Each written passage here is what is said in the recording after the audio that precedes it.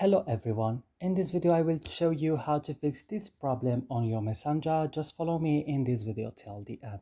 First, you don't need to open your Messenger. Go ahead and open your settings of your device.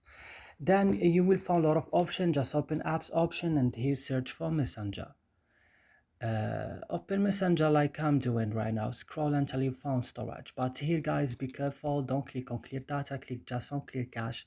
Then you have to back and click on first stop and click OK.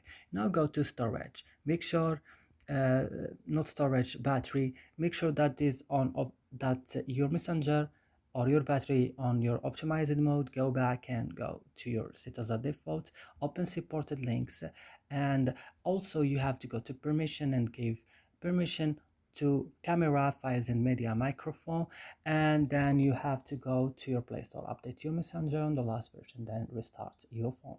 That's it guys in this video. I hope it's useful for you. Please don't forget to support us by liking, subscribing our channel. See you in another video.